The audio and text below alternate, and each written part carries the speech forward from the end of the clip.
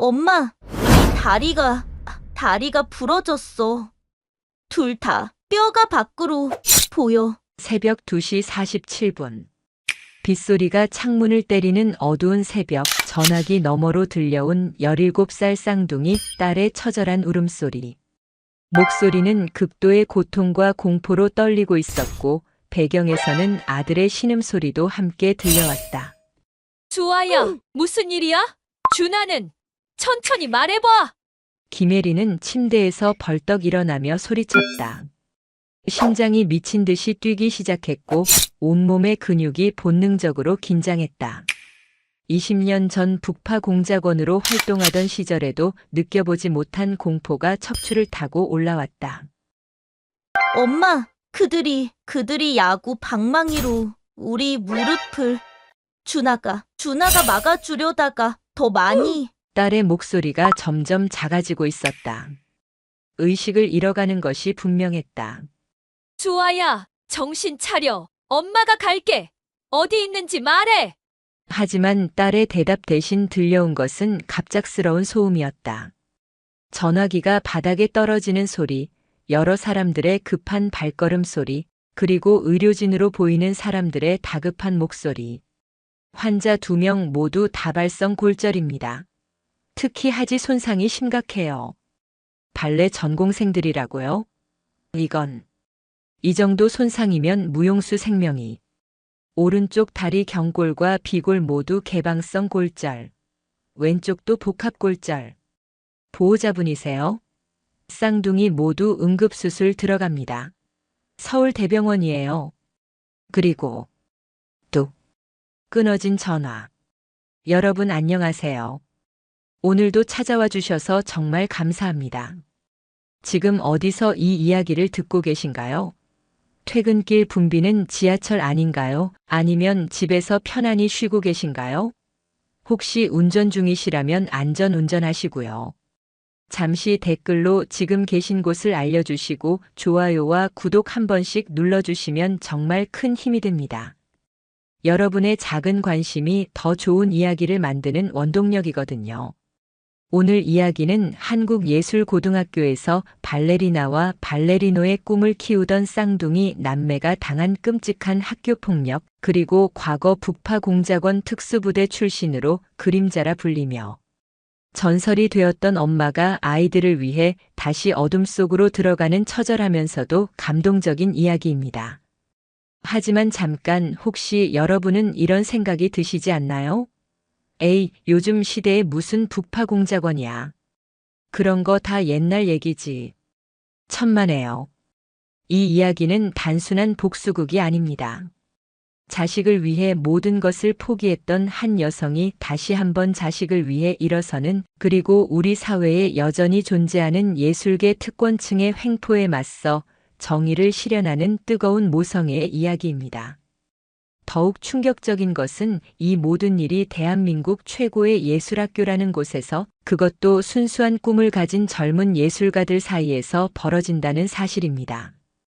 과연 수아와 준하의 다리를 부러뜨려 꿈을 빼앗은 자들은 누구일까요? 그리고 20년 만에 다시 어둠 속으로 들어간 그림자는 어떤 방식으로 정의를 실현할까요? 지금부터 그 이야기가 시작됩니다. 예리는 그 자리에 잠시 얼어붙어 있었다. 다리가 부러졌다고. 그것도 쌍둥이 둘 다?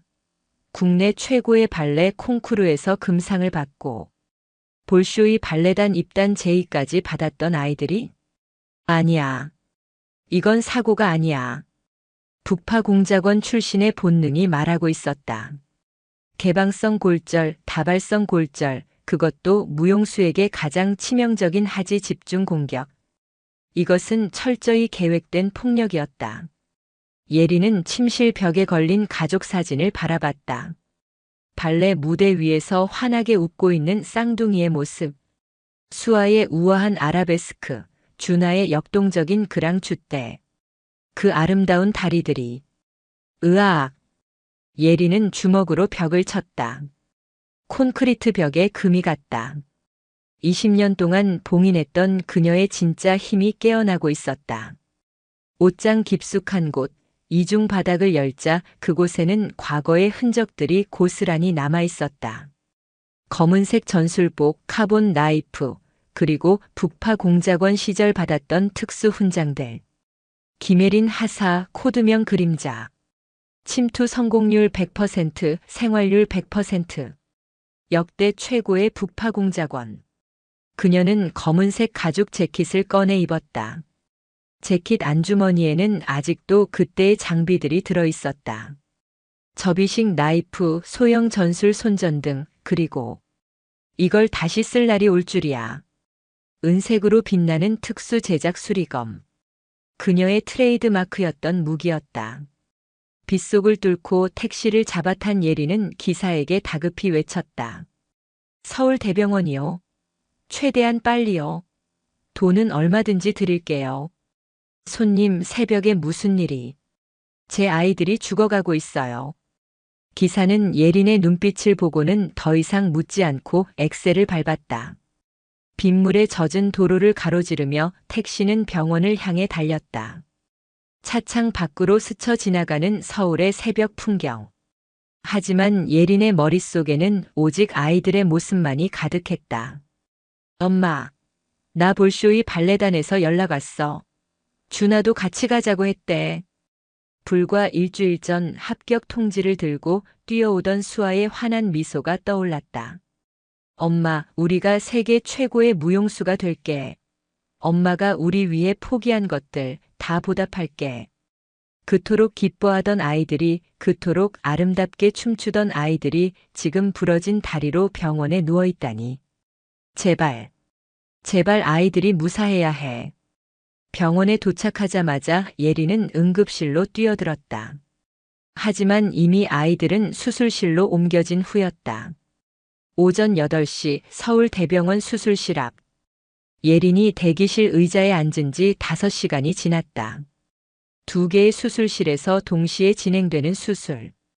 빨간 불빛이 꺼질 기미가 보이지 않았다. 김혜린 씨 맞으시죠? 한 명의 경찰관이 다가왔다. 그의 표정은 심상치 않았다. 네, 맞습니다. 우리 아이들이. 일단 앉으시고 이야기하시죠. 상황이 좀 복잡합니다. 경찰관이 태블릿을 꺼내 보여줬다. 거기에는 CCTV 화면이 있었다. 새벽 1시 30분 한국예술고 연습실입니다. 보시다시피 화면 속에는 충격적인 장면이 담겨 있었다. 검은 마스크를 쓴 5명의 학생들이 수아와 준아를 둘러싸고 있었다. 그들의 손에는 야구 방망이가 들려 있었다. 안 돼. 이럴 수가. 다음 장면은 차마 눈뜨고 볼 수 없었다. 준아가 수아를 보호하려다 집중적으로 공격당하고 수아가 오빠를 지키려다 함께 쓰러지는 모습. 가해자들의 신원은 파악하셨나요? 예린의 목소리가 차갑게 가라앉았다. 경찰관은 그 변화를 눈치채지 못했다. 그게 좀 복잡합니다. 가해 학생들이 모두 소위 말하는 금수저들이라서요. 금수저요? 경찰관이 명단을 보여줬다. 주동자로 보이는 학생은 장민석. JS그룹 회장 아들입니다. 나머지도 재벌가 자녀들이고요. 예린의 눈이 날카로워졌다. JS그룹이라면 국내 5대 기업 중 하나였다. 그래서요? 재벌가 자녀면 남의 자식 불구로 만들어도 되나요? 그게 아니라 이미 변호사단이 구성되어 있고 단순 학교 폭력으로 처리하려고. 단순 학교 폭력? 예린이 일어섰다. 그녀의 전신에서 살기가 뿜어져 나왔다. 경찰관이 본능적으로 뒤로 물러났다. 제 아이들은 지금 수술실에서 삶과 죽음을 오가고 있어요. 무용수로서의 생명은 이미 끝났을지도 몰라요. 그런데 단순 학교 폭력이라고요? 바로 그때 수술실 문 하나가 열렸다.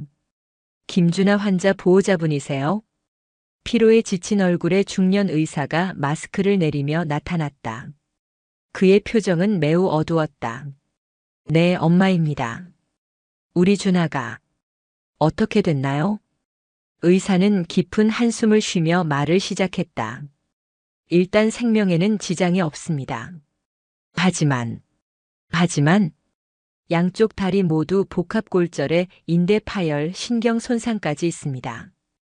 특히 오른쪽 무릎은 인공관절 수술까지 고려해야 할 정도입니다. 예리는 비틀거렸다. 17살의 인공관절이라니. 무용은 다시 할 수 있나요?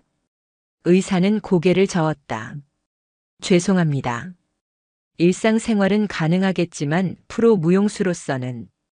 그때 또 다른 수술실 문이 열렸다. 김수아 환자 보호자분. 또 다른 의사가 나왔다. 그의 표정도 밝지 않았다. 수아는, 우리 딸은 어떤가요? 다행히 남자아이보다는 상태가 낫습니다. 하지만 왼쪽 다리 경골 골절과 전방 십자인대 파열이 있어서 역시 무용은 어려울 것 같습니다. 두 의사가 돌아간 후 예리는 복도 벽에 기대어 섰다. 다리에 힘이 풀렸다. 김 여사님 정말 안 됐습니다만. 경찰관이 조심스럽게 다가왔다. 학교 측에서는 이미 합의를 원하고 있고 가해 학생 부모들도 충분한 보상을 하겠다고. 보상? 예린이 고개를 들었다. 그녀의 눈에는 20년 전 북한 깊숙이 침투했던 특수요원의 차가운 빛이 돌아와 있었다. 제 아이들의 꿈을 돈으로 보상하겠다고요? 저도 부모 입장에서 이해합니다만 현실적으로 재벌가를 상대로 싸우는 건. 예리는 더 이상 듣지 않고 회복실로 향했다. 복도를 걸으며 그녀는 휴대폰을 꺼냈다. 20년 동안 한 번도 걸지 않았던 번호였다. 여보세요? 팀장님 저예요. 그림자. 전화 너머로 숨을 사피는 소리가 들렸다. 예린아? 정말 내가 맞나? 20년 만이잖아. 부탁이 하나 있어요. 무슨 일이야? 제 아이들이 당했어요. 그놈들을 조사해 주세요. 알았어. 내가 다시 연락할 정도면 보통 일이 아니겠지. 기다려.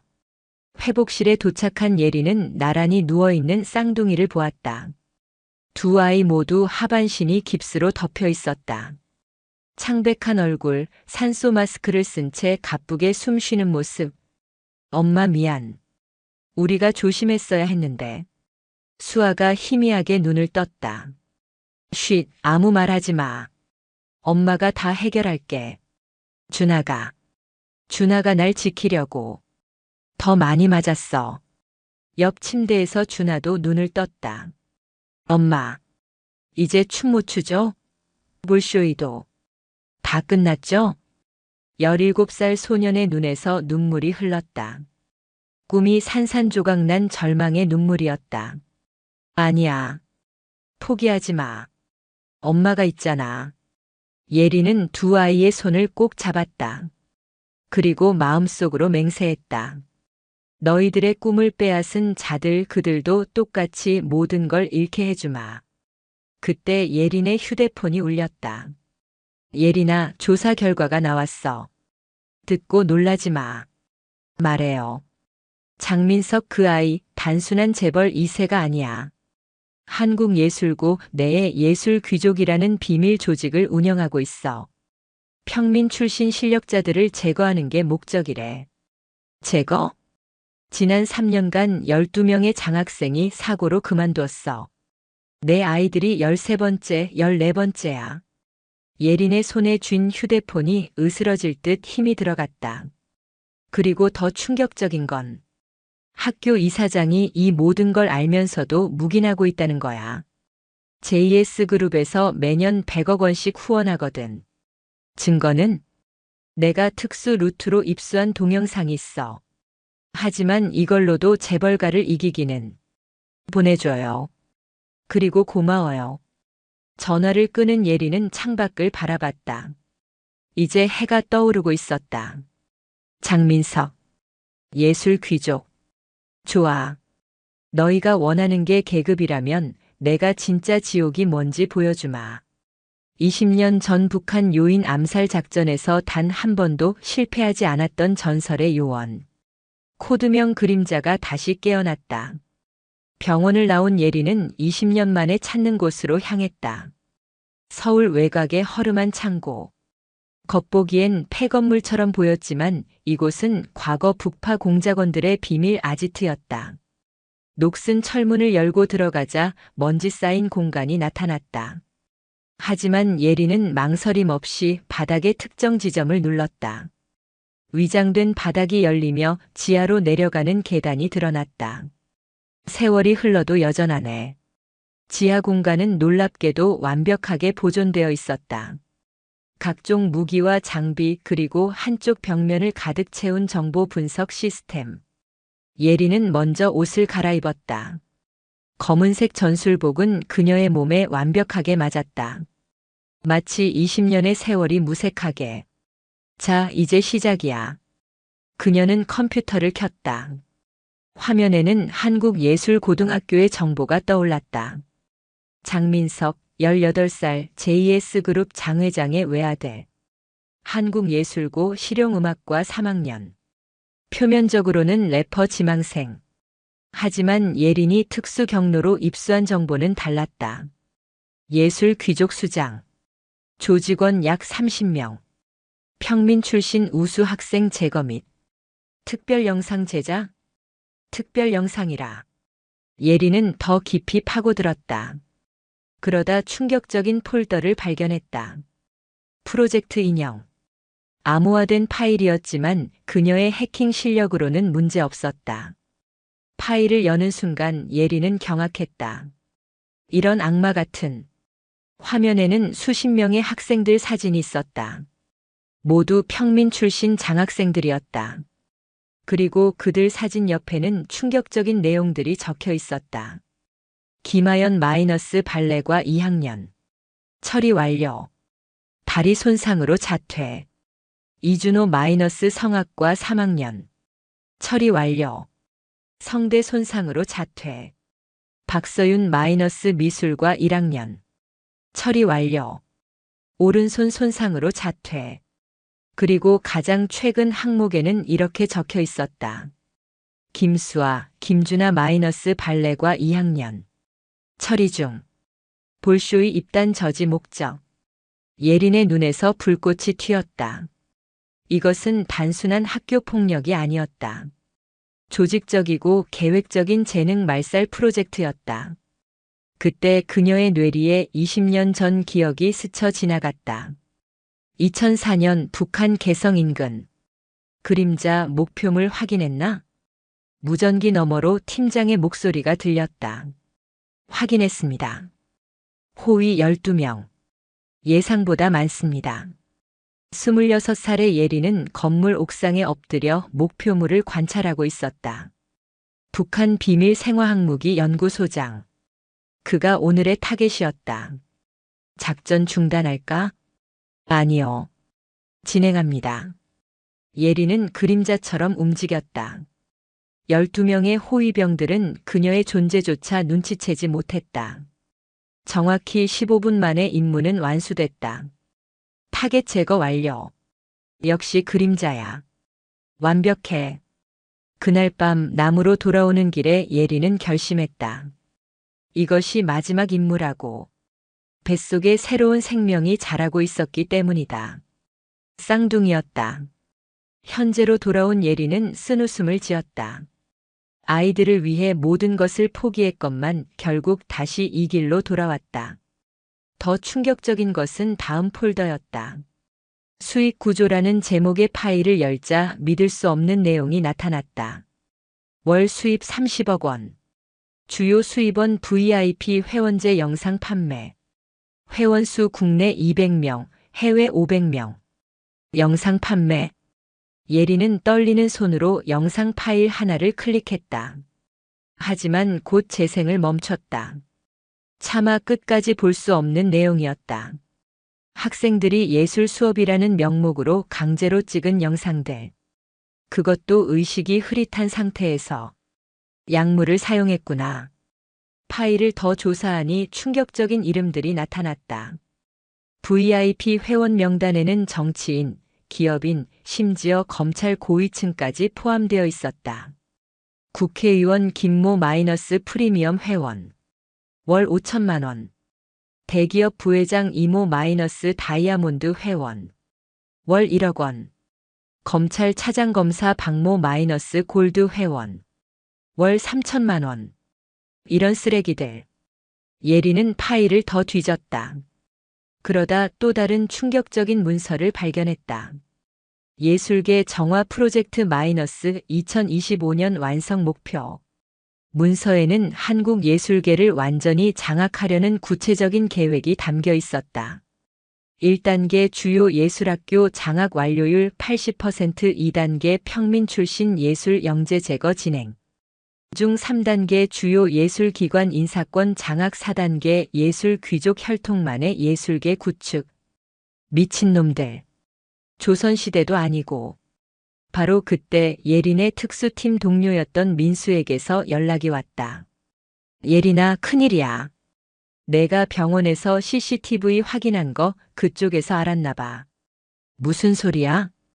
병원 CCTV가 조작됐어. 원본은 이미 삭제됐고 이제 남은 건 내 아이들이 먼저 시비를 건 것처럼 편집된 영상뿐이야. 예린은 주먹을 꽉 쥐었다. 그리고 더 큰 문제가 있어.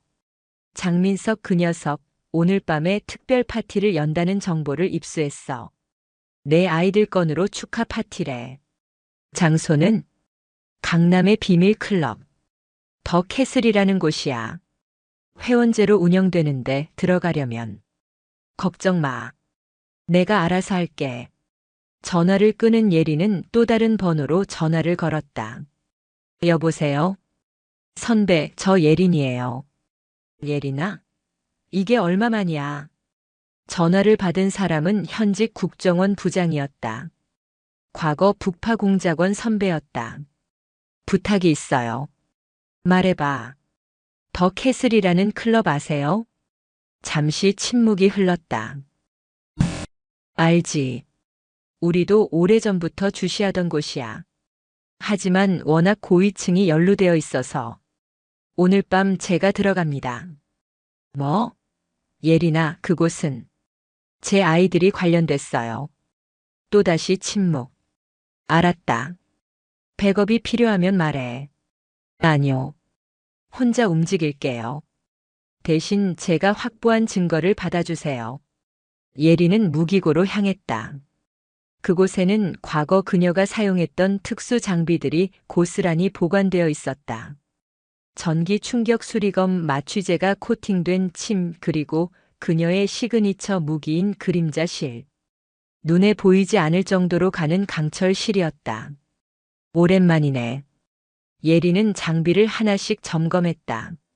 모두 완벽한 상태였다. 오후 6시 병원. 수술 후 이틀째 쌍둥이는 조금씩 의식을 되찾고 있었다. 하지만 그들의 눈에는 여전히 절망이 가득했다. 엄마. 수아가 힘겹게 입을 열었다. 왜 그랬을까? 우리가 뭘 잘못했길래?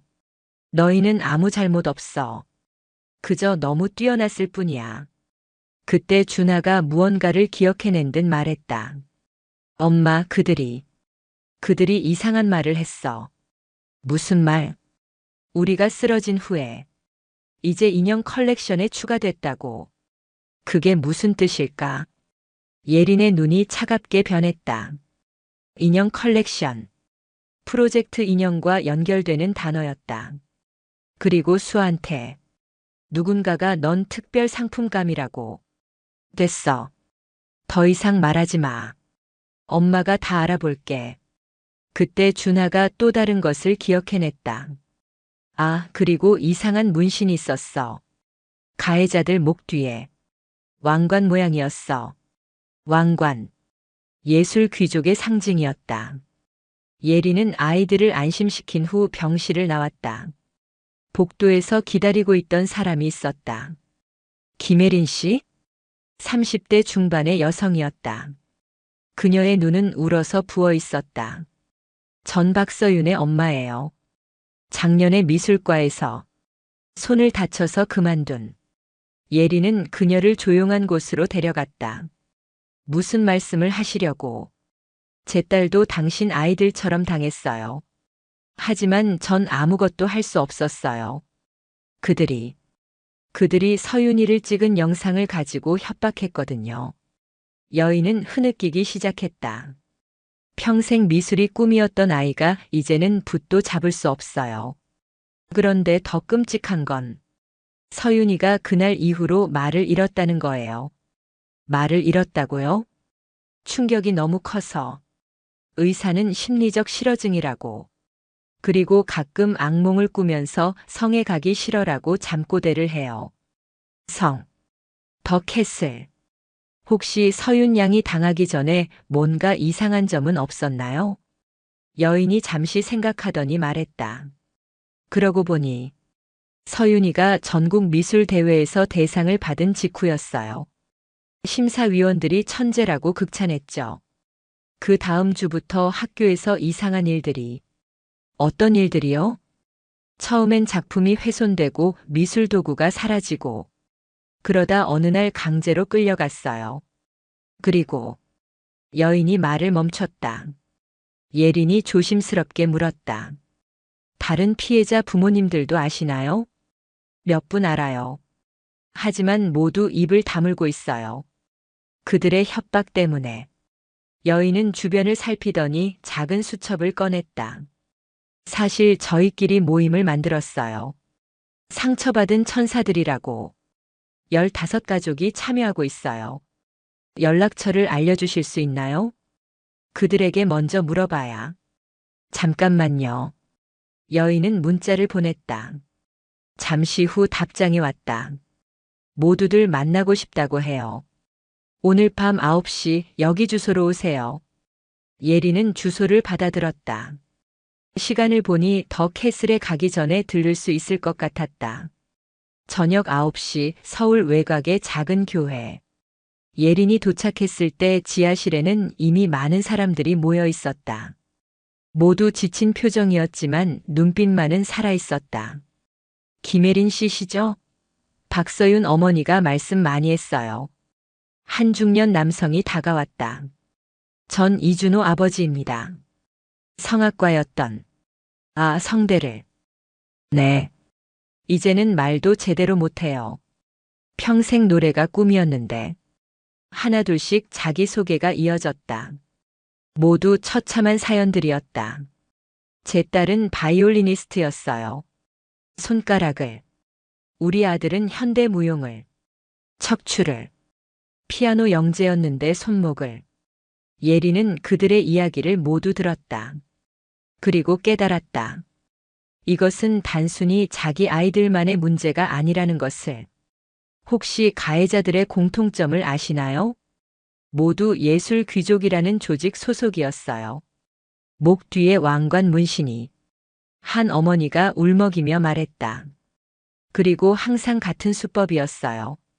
재능 있는 아이가 주목받으면 타겟이 되고 거부하면 폭력을. 증거는요? 그들이 다 가지고 있어요. 우리가 신고하면 그 영상을 유포하겠다고. 예리는 결심했다. 제가 그 영상들을 되찾아오겠습니다. 어떻게요? 그들은 너무 강력해요. 경찰도 검찰도 다.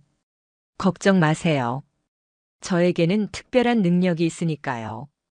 예리는 자세한 설명은 하지 않았다. 대신 연락처를 남겼다. 오늘 밤이 지나면 모든 게 달라질 겁니다. 믿고 기다려주세요. 자정 강남 더 캐슬. 예리는 완벽하게 변장한 모습으로 클럽 앞에 섰다. 검은 드레스와 하이힐 그리고 가발. 누가 봐도 상류층 여성의 모습이었다. 회원 카드. 입구의 가드가 말했다. 예리는 미리 준비한 위조 카드를 보여줬다. 민수가 만들어준 완벽한 위조품이었다. 들어가세요. 클럽 내부는 예상보다 훨씬 화려했다. 하지만 예린의 훈련된 눈은 숨겨진 것들을 포착했다. CCTV의 위치, 비상구, 그리고 곳곳에 배치된 보안 요원들. 1층 홀에서는 화려한 파티가 한창이었다. 하지만 예린의 목표는 다른 곳이었다. 그녀는 자연스럽게 화장실로 향하는 척하며 내부 구조를 파악했다. 복도 끝에 직원 전용이라고 쓰인 문이 있었다. 예리는 주변을 확인한 후 문을 열었다.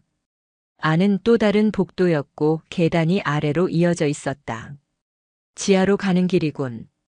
조심스럽게 계단을 내려가자 목소리가 들려왔다. 오늘 물건 준비됐어? 응. 신입생 5명. 모두 1급품이야. 예리는 숨을 죽이고 들었다. 약은? 이미 투여했어. 1시간 후면 완전히. 역시 약물을 사용하고 있었어. 예리는 더 깊숙이 들어갔다. 지하는 미로처럼 복잡했지만 그녀의 공작원 시절 훈련이 도움이 됐다. 그러다 충격적인 공간을 발견했다. 컬렉션 룸이라는 팻말이 붙은 방이었다. 문을 열자 예리는 숨을 멈췄다. 벽면 가득 걸린 사진들. 모두 한국예술고 학생들이었다. 그리고 사진 아래에는 날짜와 함께 컬렉션 넘버화가 적혀 있었다. 넘버 1 김하연 마이너스 2021년 3월 15일, 넘버 2 이준호 마이너스 2021년 5월 20일, 넘버 12 박서윤 마이너스 2023년 9월 10일. 그리고 가장 최근 날짜에는 아직 사진이 없는 빈 액자 2개가 있었다. 넘버 13 김수아 마이너스 2024년 10월 25일 예정, 넘버 14 김준아 마이너스 2024년 10월 25일 예정. 예린의 온몸에서 살기가 뿜어져 나왔다. 이놈들은 처음부터 그녀의 아이들을 타겟으로 삼고 있었다. 방 안쪽에는 금고가 있었다. 예린은 특수 장비를 꺼내 금고를 열었다. 안에는 수백 개의 USB가 보관되어 있었다. 각각에는 이름과 날짜가 적혀 있었다. 이게 바로 협박용 영상들이구나. 예리는 신속하게 USB들을 가방에 담았다. 그때 복도에서 발소리가 들렸다. 이상해. 문이 열려 있네. 예리는 재빨리 천장 통풍구로 올라갔다. 북파 공작원 시절 은신술이 아직도 몸에 배어 있었다. 누구야? 거기 누구 있어? 2명의 경비원이 들어왔다. 그들은 열린 금고를 보고 경악했다. 큰일이야. 보스한테 보고해. 한 명이 무전기를 꺼냈다. 예리는 더 이상 기다릴 수 없었다. 천장에서 뛰어내린 그녀는 순식간에 2 경비원을 제압했다. 소리 하나 내지 못하고 쓰러진 그들을 보며 예리는 중얼거렸다. 아직 실력이 녹슬지 않았네. 하지만 이미 경보가 울리기 시작했다. 예리는 신속하게 움직였다. 복도를 달리던 중 또 다른 방을 발견했다. 특별 보관실이라는 팻말이 있었다.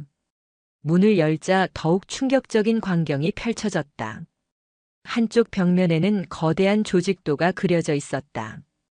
중심에는 예술귀족 평의회라는 이름이 있었고 그 아래로 전국의 예술학교들이 연결되어 있었다.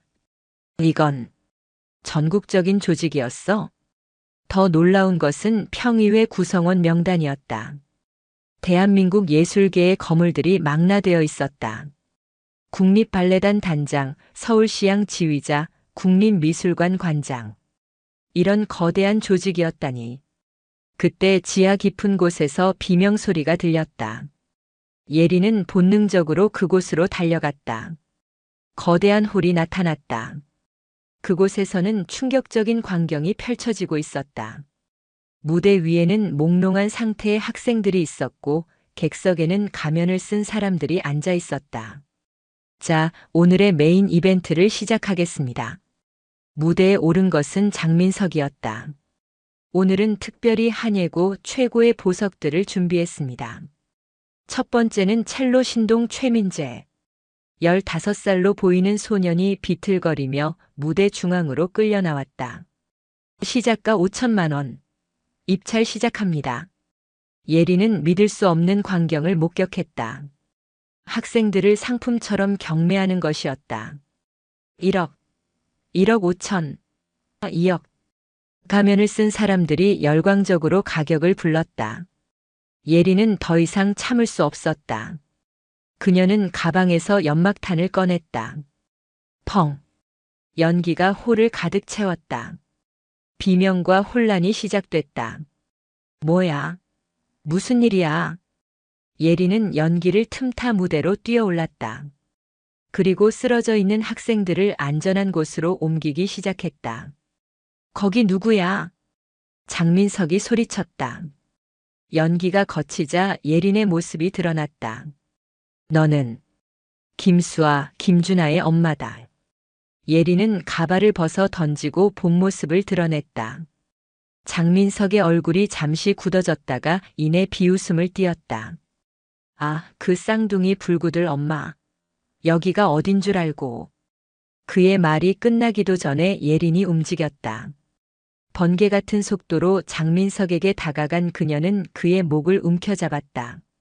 내 아이들을 불구라고 불렀나? 놔. 그때 홀 입구에서 무장한 경비원들이 쏟아져 들어왔다. 최소 20명은 되어 보였다. 놔. 안 그러면 쏜다. 그들의 손에는 전기 충격기와 곤봉이 들려 있었다. 예리는 장민석을 놓고 뒤로 물러났다. 그리고 미소를 지었다. 20명? 부족한데. 다음 순간 홀은 전장이 되었다. 예린의 움직임은 춤을 추는 것 같았다. 유연하면서도 치명적인 동작으로 경비원들을 하나씩 쓰러뜨렸다. 전기 충격 수리검이 날아가고 그림자실이 번뜩였다. 3분도 안 되어 모든 경비원이 바닥에 쓰러졌다. 괴물. 장민석이 공포에 질린 표정으로 중얼거렸다. 20년 전 난 북파공작원이었다. 코드명 그림자. 들어봤나? 객석에 있던 가면 쓴 사람들이 술렁이기 시작했다. 그림자. 북한 고위층 12명을 암살한 그 전설에. 설마 아직 살아있었어? 예리는 주머니에서 작은 장치를 꺼냈다. 이 건물 전체에 폭발물을 설치했다. 5분 후 터진다. 거짓말이었지만 공포에 질린 사람들은 믿었다. 도망쳐. 순식간에 아수라장이 되었다. 사람들이 출구로 몰려들었다. 예리는 그 혼란을 틈타 쓰러진 학생들을 밖으로 옮겼다. 그리고 마지막으로 장민석에게 다가갔다. 내 아이들의 다리를 부러뜨린 건 너지. 나는 시킨 것뿐이야. 진짜 보스는 따로. 누구지? 장민석이 떨리는 손으로 한 방향을 가리켰다. 의장. 예술 귀족 평의회 의장. 이름은? 아무도 몰라. 그분은 항상 가면을 쓰고. 그때 건물 밖에서 사이렌 소리가 들렸다. 경찰이 온 것이다. 예리는 증거품을 챙기고 탈출 준비를 했다. 하지만 그 전에 벽에 메시지를 남겼다. 그림자가 돌아왔다. 내 아이들을 건드린 대가를 치르게 될 것이다. 마이너스 어둠의 심판자. 밖으로 나가려는 순간 누군가가 그녀를 가로막았다. 김혜린 씨. 놀랍게도 그것은 한예고 이사장이었다. 당신이. 오해하지 마세요. 저도 이 모든 걸 막고 싶었어요. 하지만 그들이 제 가족을 협박했습니다. 이사장은 USB 하나를 건넸다. 여기에 모든 게 들어있어요. 3년 전부터 제가 몰래 모은 증거들입니다. 평의회 의장의 정체도. 누구죠? 이사장이 주변을 살피고는 속삭였다. 문화부 장관입니다. 그가 이 모든 것의 배후예요. 예리는 충격을 받았다. 국가 고위직이 이런 범죄 조직의 수장이었다니. 왜 저를 믿죠? 북파 공작원 그림자의 전설은 저도 압니다.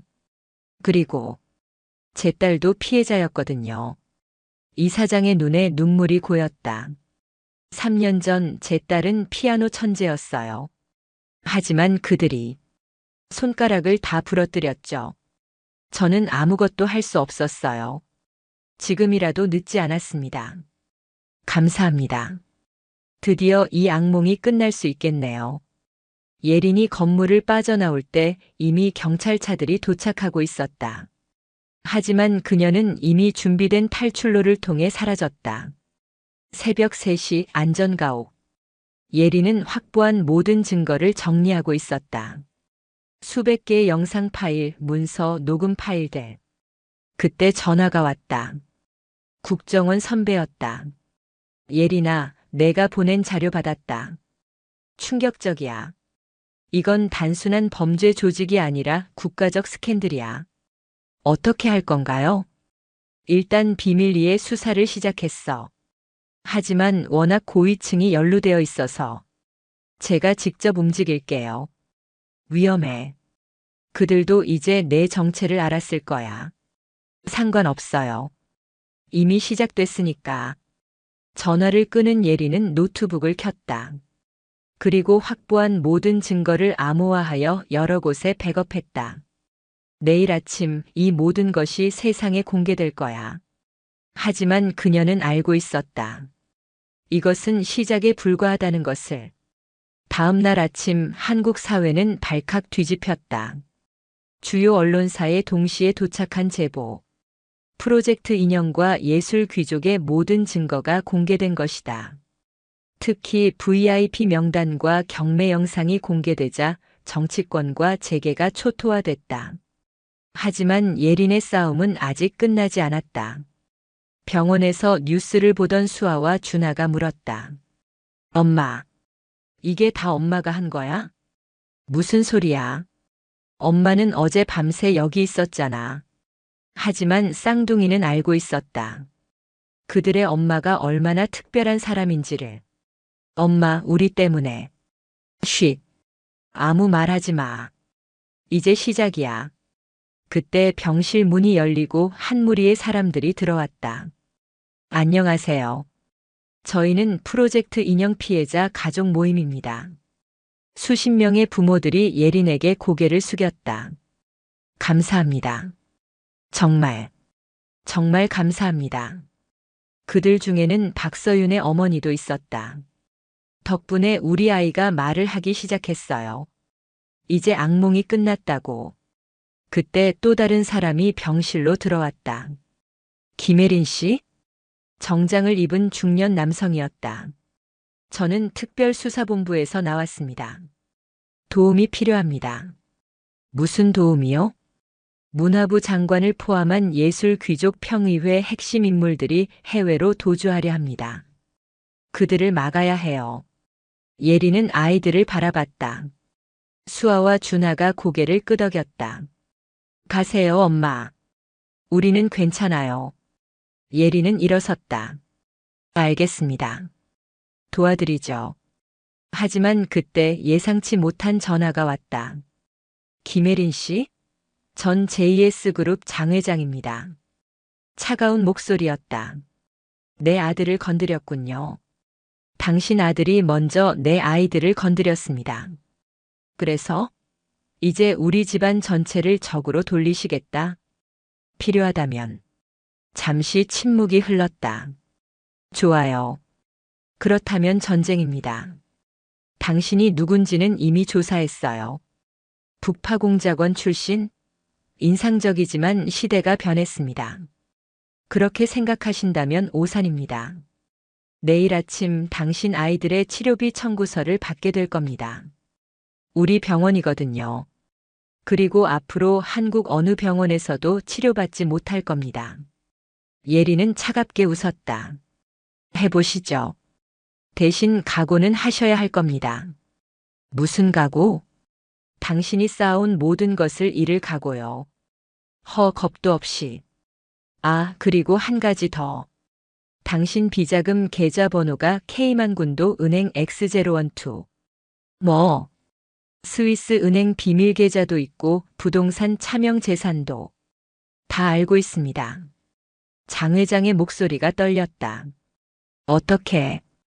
북파공작원을 너무 얕보셨네요. 정보 수집은 기본 중의 기본이죠.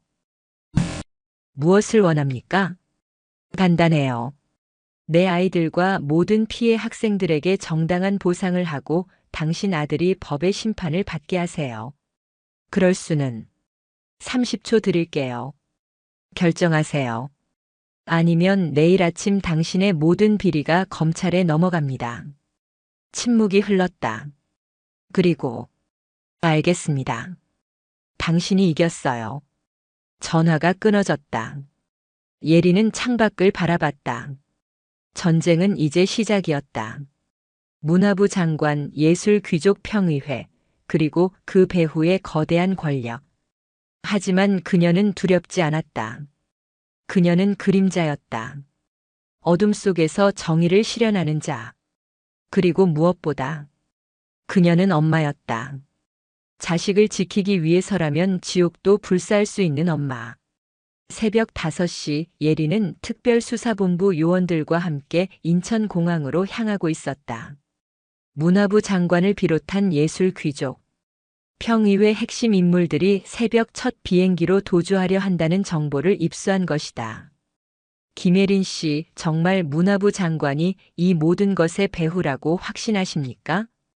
특수수사관 박진우가 물었다. 네. 한예고 이사장의 증언과 제가 확보한 증거가 일치합니다. 그는 예술귀족 평의회의 의장이에요. 하지만 현직 장관을 체포하려면 걱정 마세요. 제가 확보한 증거면 충분합니다.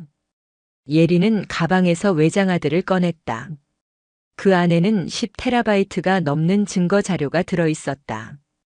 그때 예린의 특수팀 동료 민수에게서 긴급 연락이 왔다. 예린아, 큰일이야. 병원에 수상한 사람들이. 뭐? 검은 양복 입은 사람들이 수아와 준하 병실 앞에 있어. 경찰이 아니야. 예린의 얼굴이 굳어졌다. 박 수사관님, 제 아이들이 위험해요. 뭐라고요? 그때 운전하던 요원이 백미러를 보며 외쳤다. 뒤에 미행 차량이 있습니다. 검은 SUV 3대. 순간 예린의 본능이 작동했다. 모두 머리 숙여. 탕탕탕. 뒤따르던 차량에서 총격이 시작됐다. 방탄 유리가 아니었다면 큰일 날 뻔했다. 이런 미친. 대한민국에서 총격전이라니. 박 수사관이 무전기를 잡았다. 긴급 상황. 인천공항 방향 고속도로에서 총격전 발생. 지원 요청. 하지만 예리는 기다릴 수 없었다. 죄송합니다. 전 먼저 가야 해요. 뭐? 지금 여기서? 예리는 차 문을 열고 뛰어내렸다. 시속 80km로 달리는 차에서 뛰어내린 것이다. 하지만 그녀는 완벽하게 착지했다. 북파 공작원 시절 훈련이 몸에 배어 있었다. 뒤따르던 차량 중 한 대가 그녀를 향해 돌진했다. 예리는 가볍게 옆으로 피하며 수리검을 던졌다. 팍! 운전석 유리를 뚫고 들어간 수리검에 운전자가 비명을 질렀다. 차는 통제력을 잃고 가드레일에 충돌했다. 전현이 뭐야? 다른 차에서 무장한 남자들이 쏟아져 나왔다. 모두 훈련된 전문가들이었다. 그림자. 정말 그림자가 맞았어. 한 남자가 중얼거렸다. 겁먹지 마. 이제 늙은 아줌마일 뿐이야. 하지만 그들의 자신감은 오래가지 못했다. 예린의 움직임은 마치 그림자처럼 빠르고 유연했다. 10명의 무장한 남자들이 3분도 안 되어 모두 쓰러졌다. 누가 보냈지? 예린이 간신히 의식이 있는 한 남자의 멱살을 잡았다. 의장님이. 문화부 장관? 아니, 진짜 의장은 다른. 남자가 의식을 잃었다. 예린은 그의 주머니를 뒤져 휴대폰을 찾았다. 진짜 의장이 따로 있다고. 하지만 지금은 그것보다 아이들이 급했다. 예린은 쓰러진 남자들의 차를 타고 병원으로 향했다. 한편 서울대병원. 수아와 준하의 병실 앞에는 검은 양복의 남자들이 서 있었다. 면회 시간이 아닙니다. 돌아가세요. 간호사가 막아섰지만 그들은 움직이지 않았다. 우리는 환자 보호자의 동의를 받고 왔습니다. 보호자는 김예린 씨인데 그분이 허락했다고요? 그렇습니다. 거짓말이었다. 그들의 진짜 목적은 다른 것이었다. 병실 안에서는 수아와 준하가 불안해하고 있었다. 언니, 저 사람들 누구야? 준하가 작은 소리로 물었다. 몰라. 근데 뭔가 이상해. 그때 병실 문이 열렸다. 들어온 것은 의사 가운을 입은 남자였다. 안녕하세요. 정기 검진을 하러 왔습니다. 하지만 수아는 눈치챘다. 그의 손에 든 주사기가 평소와 달랐다. 싫어요. 나가세요. 얌전히 있으면 아프지 않아. 남자가 다가오자 준하가 침대에서 일어나려 했다. 하지만 다리가 부러진 상태라 제대로 움직일 수 없었다. 우리 누나한테 손대지 마. 바로 그때였다. 쾅! 병실 창문이 깨지며 누군가가 뛰어들었다. 엄마! 예린이었다. 그녀는 병원 외벽을 타고 올라와 창문으로 들어온 것이다. 감히 내 아이들을. 가짜 의사는 주사기를 떨어뜨리고 도망치려 했다. 하지만 예린의 그림자실이 그의 발목을 잡았다. 으악! 넘어진 남자를 제압한 예린은 떨어진 주사기를 집어들었다. 이게 뭐지? 주사기를 살펴보니 투명한 액체가 들어있었다. 냄새를 맡아보니 치사량의 근육이완제. 이걸 주사하면 호흡근이 마비돼. 예린의 눈에서 살기가 뿜어져 나왔다. 누가 시켰어? 몰라요. 그냥 지시대로. 그때 병실 밖에서 소동이 일어났다. 검은 양복의 남자들이 들이닥치려는 것을 병원 보안 요원들이 막고 있었다. 경찰이야. 모두 손들어. 마침 도착한 경찰들이 상황을 정리했다. 박 수사관이 숨을 헐떡이며 들어왔다. 김예린 씨, 무사하시군요. 제 아이들을 죽이려 했어요. 이건 단순한 협박이 아니에요. 알겠습니다. 이제 우리가. 그때 예린의 휴대폰이 울렸다. 모르는 번호였다. 여보세요? 김예린 씨? 축하합니다. 일단은 당신이 이긴 것 같네요. 변조된 목소리였다. 누구시죠? 저를 사람들은 인형사라고 부르죠. 예술 귀족 평의회의 진짜 의장입니다. 예린은 통화를 스피커로 바꿨다. 박 수사관이 즉시 추적을 시작했다. 당신이 이 모든 걸 계획했군요. 계획? 아니요, 이건 예술이에요. 평범한 돌멩이를 다이아몬드로 만드는 것처럼 평범한 인간을 예술품으로 만드는 거죠. 미쳤다고요? 글쎄요. 역사상 위대한 예술가들은 모두 미쳤다는 소리를 들었죠. 예린이 시간을 끌며 말했다. 왜 굳이 전화를 했죠? 제안을 하나 하려고요. 당신 정말 뛰어나더군요. 저희 조직에 합류하지 않겠어요? 장난하나? 진심입니다. 북파공작원 출신 그림자. 당신 같은 인재가 아깝지 않나요? 저희와 함께 한다면 상상할 수 없는 부와 권력을. 됐어요. 관심 없습니다. 잠시 침묵이 흘렀다. 아쉽네요. 그렇다면 각오하세요. 이제부터가 진짜 시작이니까. 어디 해보시죠. 아, 그리고 한 가지 재미있는 사실을 알려드릴게요. 당신 아이들이 왜 타겟이 됐는지 아세요? 예린의 심장이 빠르게 뛰었다. 무슨 소리죠? 김수아, 김준아. 쌍둥이 발레 천재. 하지만 그게 다가 아니죠. 그들의 진짜 재능은 뭐라고요? 직접 확인해 보세요. 당신도 모르는 아이들의 비밀을요. 전화가 끊어졌다. 박 수사관이 고개를 저었다. 추적 불가능합니다. 해외 다중 경유 서버를 사용했네요. 예린은 아이들을 바라봤다. 수아와 준하도 당황한 표정이었다. 엄마, 무슨 비밀이래? 우리가 뭘? 그때 민수가 헐떡이며 병실로 들어왔다. 예린아, 큰일이야. 또 뭐야? 방금 국정원에서 연락 왔는데. 문화부 장관이 죽은 채로 발견됐대. 뭐? 자살로 위장됐지만 타살이 확실하대. 그리고 유서에 민수가 태블릿을 보여줬다. 나는 예술 귀족의 허수아비였을 뿐이다. 진짜 인형사를 조심하라. 그는 이미 대한민국 예술계를 넘어 세계적 조직망을 구축했다. 프로젝트 인형은 빙산의 일각이다. 예리는 깨달았다. 이것은 생각보다 훨씬 거대한 음모였다. 박 수사관님, 우리 아이들을 안전한 곳으로 옮겨야 해요. 국정원 안가를 사용하시죠. 거기라면. 그때 병원 전체에 방송이 울렸다. 긴급 대피 방송입니다. 병원에 폭발물이 설치되었다는 신고가 접수되었습니다. 모든 분들은 침착하게 대피해 주시기 바랍니다. 혼란이 시작됐다. 하지만 예리는 직감했다. 이것은 함정이었다. 거짓말이에요. 진짜 목적은 혼란을 틈타 우리를 습격하려는 거예요. 그럼 어떻게? 예리는 재빨리 판단했다. 민수야, 아이들을 휠체어에 태워.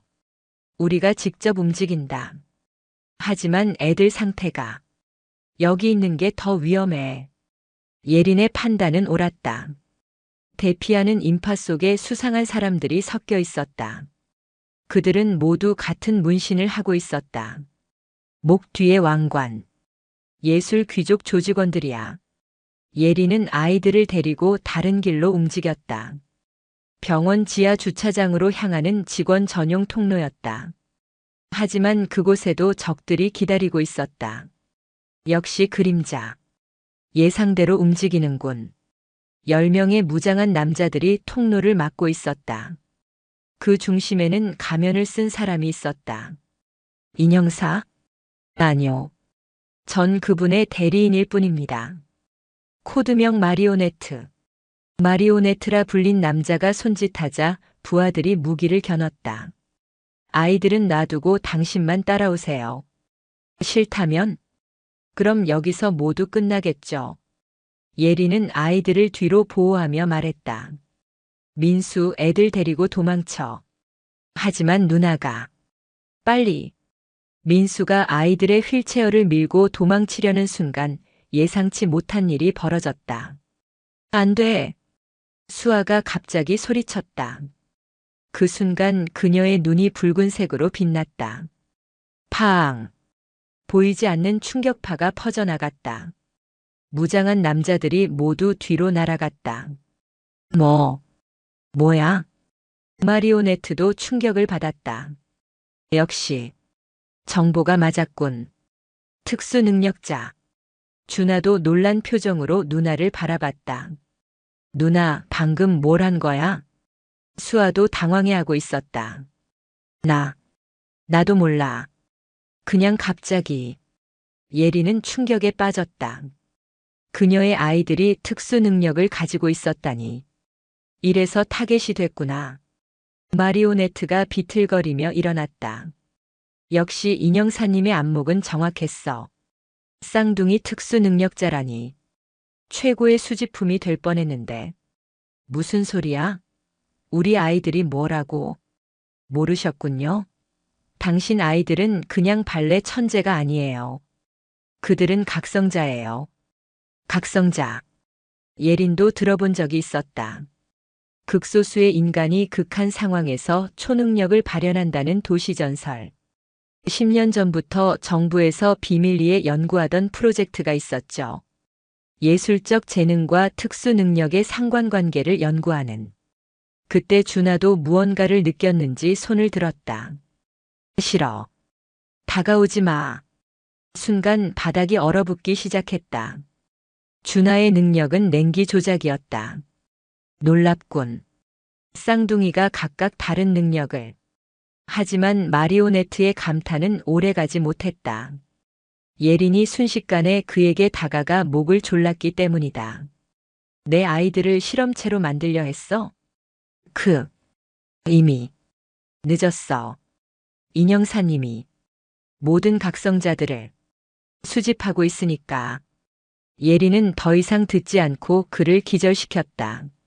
엄마, 수아와 준하가 두려운 눈으로 엄마를 바라봤다. 우리가 괴물인 거야? 예리는 아이들을 꼭 안아주었다. 아니야.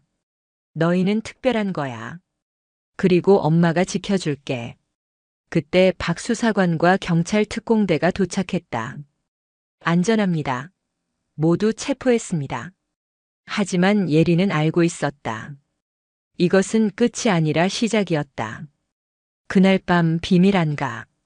예리는 국정원 관계자들과 긴급 회의를 하고 있었다. 각성자라. 정말 존재했군요. 국정원 부장이 중얼거렸다. 저희도 소문만 들었지 실제로 확인한 건 처음입니다. 제 아이들 말고도 있다는 거죠? 인형사가 수집한다고 했으니 아마 상당수가 있을 겁니다. 그때 한 요원이 급히 들어왔다. 부장님, 긴급 정보입니다. 뭔가 해외 정보기관에서 연락이 왔는데 인형사의 정체를 아는 사람이 나타났답니다. 모두가 긴장했다. 누구지? 전직 CIA 요원이랍니다. 20년 전 한국에서 비밀 프로젝트를 진행했던. 예린의 눈이 커졌다. 설마 프로젝트 머리어네트? 아시나요? 예린은 쓴웃음을 지었다. 알죠. 제가 북파 공작원일 때 그 프로젝트를 파괴하라는 임무를 받았거든요. 모두가 놀란 표정으로 예린을 바라봤다. 그럼 인형사의 정체는? 아마 그때 프로젝트를 주도했던 인물일 거예요. 미국인 과학자. 이름은 데이비드 스톤. 데이비드 스톤. 박 수사관이 즉시 검색을 시작했다. 찾았습니다. 데이비드 스톤 전직 하버드 대학 신경과학 교수.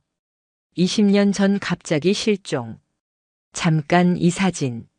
화면에 나타난 사진을 본 예리는 숨을 멈췄다. 그것은 최근 찍힌 사진이었다. 그리고 그 옆에는 한국예술재단 이사장? 네. 3년 전부터 한국에서 활동하고 있었네요. 가명을 쓰고. 예리는 모든 퍼즐이 맞춰지는 것을 느꼈다. 그가 한국에 온 이유는 하나예요. 각성자들을 찾기 위해서. 왜 하필 예술계를? 예술적 재능과 특수 능력은 뇌 같은 부분에서 발현돼요. 그래서 예술 영재 중에 각성자가 많죠. 그때 수아가 조심스럽게 물었다. 엄마, 그럼 우리가 발레를 잘했던 것도. 그래. 너희의 특별한 능력 때문이었을 거야. 준하가 우울한 표정을 지었다. 그럼 우리가 노력해서 잘한 게 아니었네. 아니야. 예린이 단호하게 말했다. 능력이 있어도 노력하지 않으면 아무것도 못해. 너희가 피나는 연습을 했기 때문에 최고가 될 수 있었던 거야. 국정원 부장이 기침을 하며 말했다. 일단 당장 급한 건 데이비드 스톤을 체포하는 겁니다. 쉽지 않을 거예요. 예린이 고개를 저었다. 그는 20년 동안 준비했어요. 도망칠 구멍이 없을 리 없죠. 그럼 어떻게? 예린이 일어섰다. 제가 직접 만나러 가겠습니다. 위험해요. 괜찮아요. 어차피 그도 저를 만나고 싶어 할 거예요. 예린은 휴대폰을 꺼냈다. 그리고 인형사가 걸어온 번호로 전화를 걸었다. 여보세요, 데이비드 스톤 박사님? 잠시 침묵이 흘렸다. 역시 그림자. 날 기억하는군요. 20년 전 평양 연구소에서 뵀죠. 박사님 연구 자료를 모두 태웠던 기억이 나네요. 그때 내 인생의 역작이 모두 사라졌죠. 하지만 덕분에 더 위대한 작품을 만들 수 있었어요. 우리 대화 좀 할까요? 좋죠. 내일 오후 3시 남산타워 전망대. 혼자 오세요. 알겠습니다. 전화를 끄는 예리는 모두를 둘러봤다. 이제 마지막 결전입니다. 다음 날 오후 남산타워. 예리는 약속 장소에 도착했다. 평일 오후라 관광객은 많지 않았다. 전망대 한쪽에 노신사가 서 있었다. 깔끔한 정장에 백발. 누가 봐도 점잖은 교수님 같았다. 김예린 씨, 아니 그림자. 오랜만입니다. 데이비드 스톤. 이제는 한국 이름을 쓰죠. 석대원이라고. 두 사람은 마치 오랜 친구처럼 나란히 서서 서울 전경을 바라봤다. 왜 이런 짓을 하죠? 이런 짓이라. 전 예술을 하고 있을 뿐입니다. 사람을 장난감 취급하는 게 예술인가요? 스톤이 웃었다. 당신은 모르는군요. 각성자들이 얼마나 위대한 존재인지. 그래서 그들을 수집하고 팔아넘기고. 오해가 있군요. 전 그들을 보호하고 있어요. 보호? 스톤이 태블릿을 꺼내 보여줬다. 화면에는 화려한 저택이 나타났다. 제 개인 섬입니다. 그곳에서 50명의 각성자들이 행복하게 살고 있죠. 최고의 대우를 받으며. 감옥이겠죠. 천만에요. 그들은 자유롭게 드나들 수 있어요. 다만, 바깥 세상이 그들을 받아들일 준비가 안 됐을 뿐이죠. 예리는 속으로 생각했다.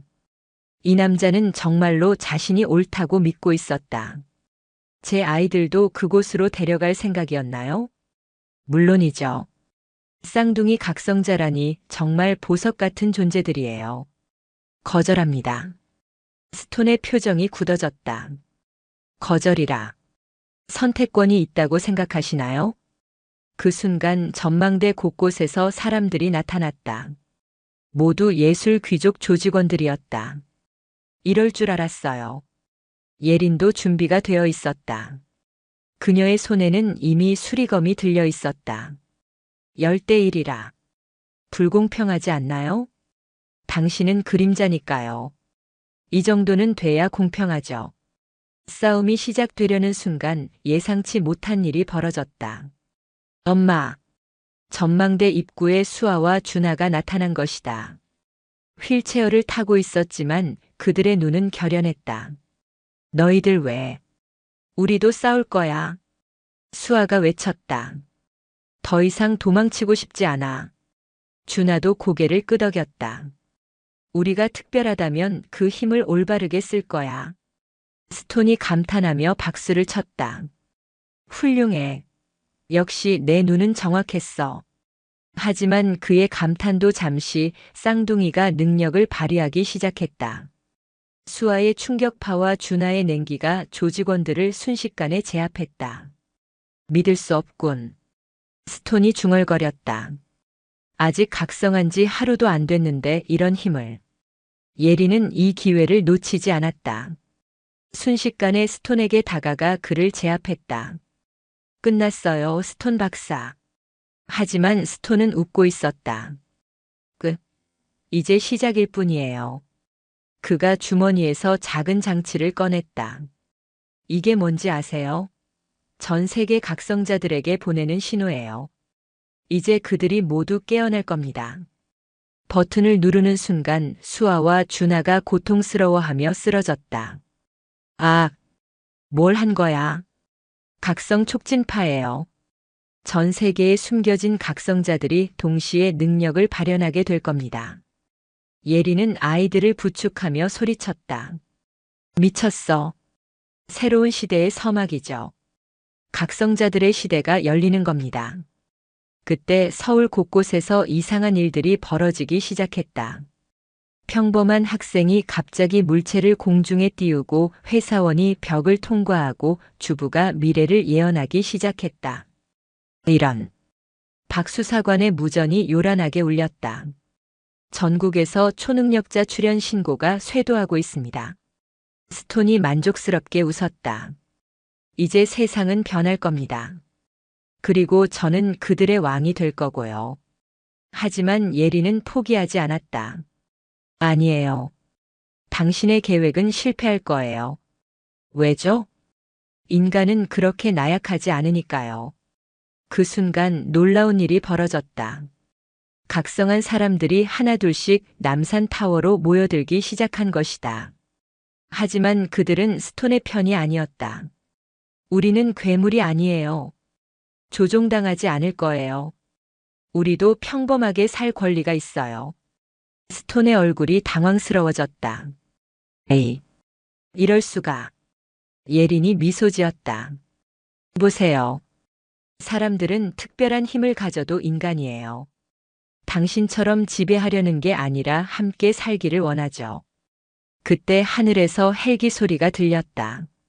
국정원과 경찰 특공대가 도착한 것이다. 데이비드 스톤, 당신을 체포합니다. 스톤은 체념한 듯 손을 들었다. 졌군요.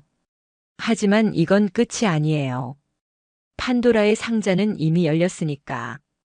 예리는 수아와 준하를 안으며 말했다. 맞아요. 하지만 판도라의 상자에서 마지막에 나온 게 뭔지 아세요? 그게 뭐예요? 희망이에요. 데이비드 스톤이 체포된 지 일주일 후 대한민국은 전례 없는 혼란에 빠져 있었다. 전국에서 수천 명의 각성자가 나타났고 정부는 긴급 대책 회의를 거듭하고 있었다. 청와대 지하 벙커 국가안보회의. 현재까지 파악된 각성자는 3,700명입니다. 매일 100명씩 늘어나고 있습니다. 국정원장이 보고했다. 능력의 종류는? 대통령이 물었다. 염력, 텔레파시, 예지, 순간이동, 원소 조작 등. 너무 다양해서 분류하기도 어렵습니다. 위험한 능력자는? 다행히 대부분은 일상생활에 지장 없는 수준입니다. 하지만 일부는 화면에 뉴스 영상이 떴다. 한 청년이 분노해서 주변 자동차들을 공중에 띄우는 장면이었다. 이런 사례가 늘고 있습니다. 통제가 필요합니다. 그때 한 장관이 발언했다. 격리시설을 만들어야 합니다. 각성자들을 일반인과 분리해서. 그건 인권 침해입니다. 다른 장관이 반박했다. 그들도 대한민국 국민입니다. 차별하면 안 됩니다. 회의장이 시끄러워졌다. 그때 대통령이 손을 들어 조용히 시켰다. 김예린 씨를 모셔오세요. 그분의 의견을 듣고 싶습니다. 한편 서울 모처의 안전가옥. 예린은 수아와 준하의 능력 훈련을 돕고 있었다. 국정원에서 파견한 전문가들도 함께였다. 수아, 다시 한번 해봐. 이번엔 힘을 조절해서. 수아가 집중하자 공기가 진동했다. 앞에 놓인 캔이 살짝 움직였다. 좋아. 점점 나아지고 있어. 준하도 연습 중이었다. 그의 손에서 차가운 기운이 나와 물컵에 물을 얼렸다. 이제 좀 조절이 되는 것 같아요. 하지만 두 아이의 표정은 밝지 않았다. 다리는 여전히 깁스를 하고 있었고 발레는 이제 꿈도 꿀 수 없었다. 엄마, 우리 이제 어떻게 살아야 해? 수아가 물었다. 발레도 못하고 이상한 능력만 생기고. 예린이 딸의 손을 잡았다. 새로운 길을 찾으면 돼. 너희에겐 무한한 가능성이 있어. 그때 민수가 급히 들어왔다. 예린아, 청와대에서 연락 왔어. 대통령이 직접 만나고 싶다고. 청와대 집무실. 예린은 대통령 앞에 앉아 있었다. 대통령은 피곤해 보였다. 김예린 씨, 솔직히 말씀드리죠. 지금 정부는 패닉 상태입니다. 이해합니다. 각성자 문제를 어떻게 해결해야 할까요? 당신도 아이들이 각성자니 이해하실 겁니다. 예린은 잠시 생각한 후 말했다. 격리나 차별은 답이 아닙니다. 오히려 반발만 키울 뿐이죠. 그럼 통합입니다. 각성자들도 우리 사회의 일원으로 받아들여야 합니다. 하지만 일반 국민들이 두려워합니다. 그래서 더욱 교육과 이해가 필요합니다. 그리고 예린이 제안서를 꺼냈다. 각성자 지원센터를 만들어야 합니다. 능력을 제어하는 법을 가르치고 사회에 기여할 수 있는 방법을 찾아주는 거죠. 대통령이 관심을 보였다. 구체적으로 어떻게? 예를 들어 염력 능력자는 건설 현장에서, 치유 능력자는 의료 분야에서 일할 수 있습니다. 그들의 능력을 자원으로 활용하는 거죠. 흥미롭네요. 그리고 가장 중요한 건 각성자 스스로의 자치 조직입니다. 그들이 서로를 감시하고 돕는 시스템을 만들어야 합니다. 대통령이 고개를 끄덕였다. 김 씨가 그 조직을 이끌어 주시면 어떨까요? 예리는 놀랐다. 저는 그저 아이들 엄마일 뿐입니다. 아닙니다. 당신은 북파 공작원 출신이고 예술 귀족을 무너뜨린 영웅입니다. 무엇보다 각성자 자녀를 둔 부모이죠. 예리는 고민했다. 그때 휴대폰이 울렸다. 잠시만요. 여보세요? 엄마, 큰일이야. 수아의 다급한 목소리였다. 왜? 무슨 일이야?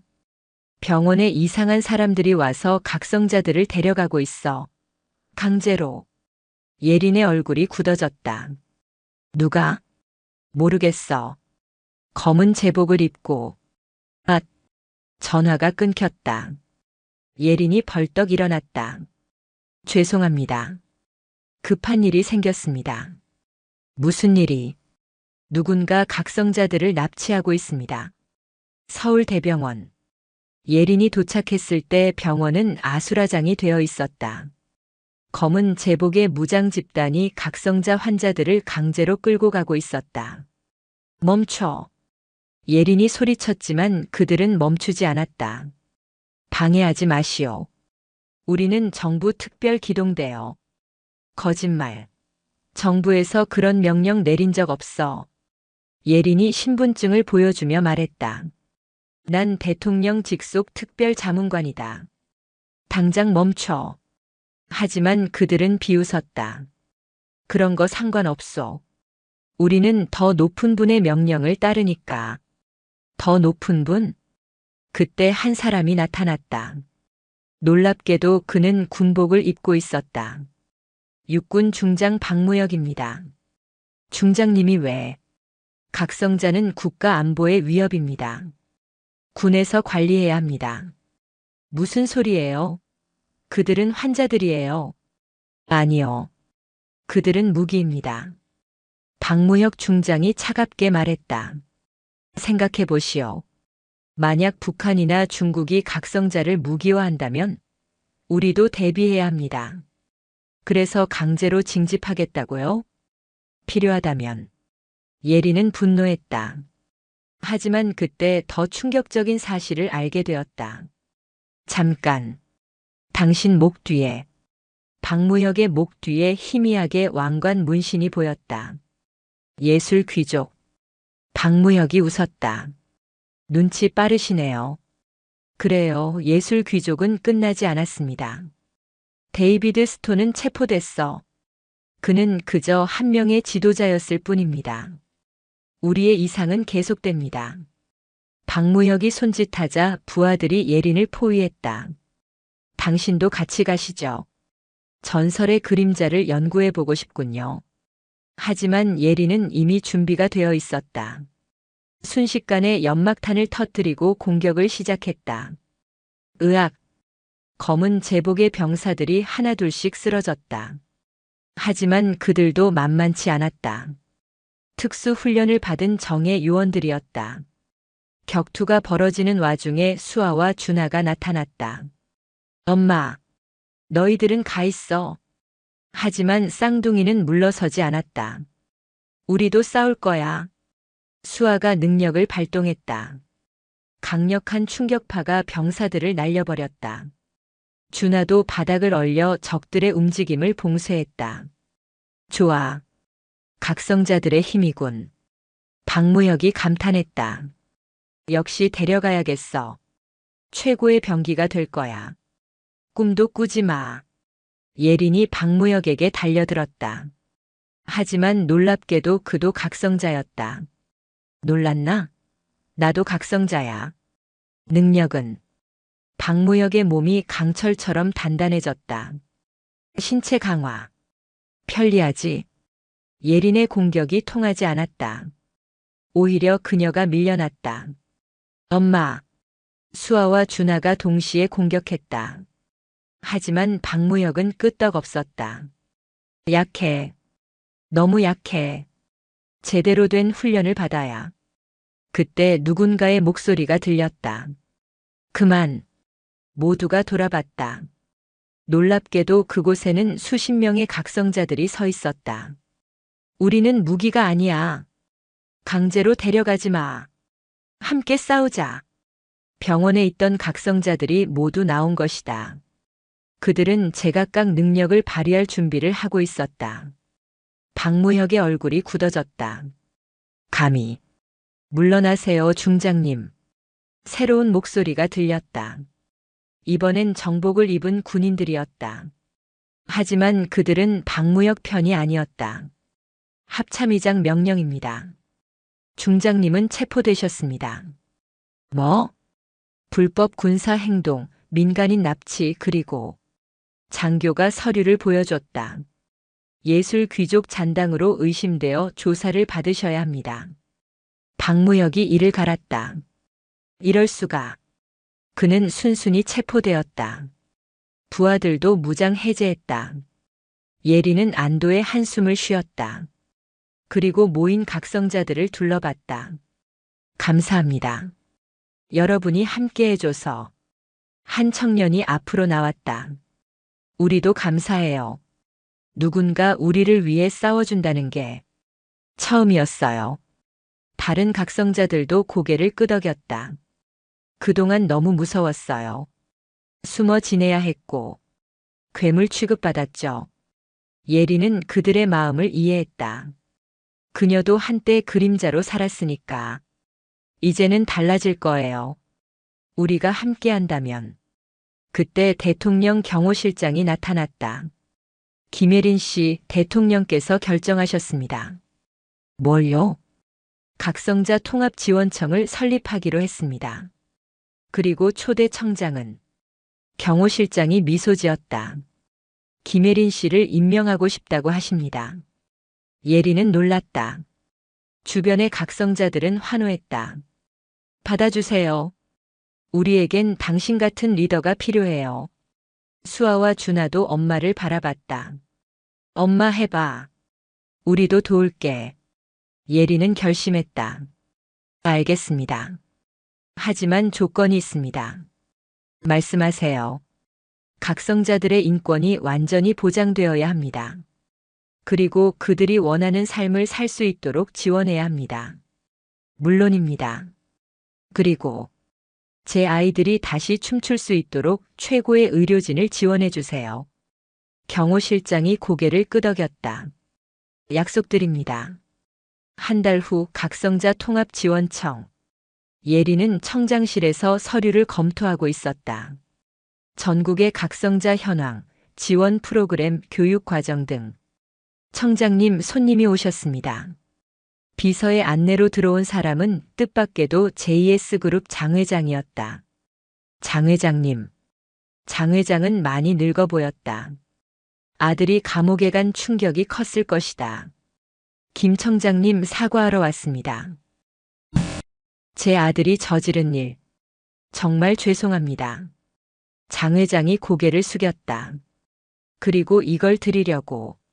그가 서류 봉투를 꺼냈다. 뭡니까? JS그룹 의료재단에서 각성자 치료센터를 만들려 합니다. 특히 예술 귀족 피해자들을 위해. 예리는 서류를 살펴봤다. 진심이 담긴 계획이었다. 왜 이제 와서? 늦었지만 속죄하고 싶습니다. 제 아들뿐만 아니라 저도 공범이었으니까요. 장 회장의 눈에 눈물이 고였다. 돈과 권력에 눈이 멀어. 진짜 중요한 걸 놓쳤습니다. 예리는 한숨을 쉬었다. 알겠습니다. 하지만 이것으로 모든 게 용서되는 건 아니에요. 알고 있습니다. 평생 속죄하겠습니다. 장 회장이 떠난 후 수아와 준아가 들어왔다. 엄마, 좋은 소식이 있어. 수아가 밝게 웃으며 말했다. 독일에서 연락이 왔어. 각성자 능력을 이용한 새로운 치료법이 개발됐대. 뭐? 준아가 설명했다. 치유 능력을 가진 각성자와 의사들이 협력해서 신경재생 치료를 하는 거래. 우리도 가능할 수도 있대. 예린의 눈에 희망이 빛났다. 정말? 그럼 너희가 다시 춤을. 응. 완치는 아니어도 일상생활은 충분히 가능하대. 세 사람은 서로를 끌어안았다. 그날 저녁 예리는 각성자 지원청 강당에서 연설을 했다. 수백 명의 각성자와 그 가족들이 모여 있었다. 여러분, 우리는 특별합니다. 하지만 그것이 우리를 다르게 만들지는 않습니다. 청중들이 귀를 기울였다. 우리도 사랑하고 꿈꾸고 아파하는 똑같은 인간입니다. 단지 조금 특별한 능력이 있을 뿐이죠. 박수가 터져 나왔다. 이제 우리는 숨지 않을 겁니다. 당당하게 우리의 능력을 사회에 기여하는 데 사용할 겁니다. 맞아요. 지지합니다. 그리고 무엇보다 우리는 혼자가 아닙니다. 서로가 서로의 가족이 되어줄 겁니다. 열광적인 박수가 이어졌다. 연설을 마친 예리는 옥상으로 올라갔다. 서울의 야경이 눈앞에 펼쳐졌다. 많은 일이 있었어. 북파 공작원에서 평범한 엄마로 다시 전사로, 그리고 이제는 각성자들의 리더로. 그때 뒤에서 발소리가 들렸다. 청장님. 돌아보니 한 청년이 서 있었다. 그는 예술 귀족의 피해자 중 한 명이었다. 무슨 일이죠? 감사 인사를 드리고 싶어서. 덕분에 새 삶을 찾았어요. 청년이 손을 들자 작은 불꽃이 피어올랐다. 전 발화 능력자예요. 예전엔 이게 저주라고 생각했는데, 이제는 축복이라고 생각해요. 소방관이 되어서 사람들을 구하고 싶어요. 예린이 미소 지었다. 멋진 꿈이네요. 청년이 떠난 후 수아와 준하가 올라왔다. 엄마, 우리도 결정했어. 수아가 말했다. 뭘? 발레는 못 추게 됐지만 우리 능력으로 다른 사람들을 도울 거야.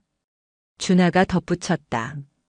각성자 아이들을 위한 예술 학교를 만들고 싶어. 그들도 춤추고 노래할 권리가 있으니까.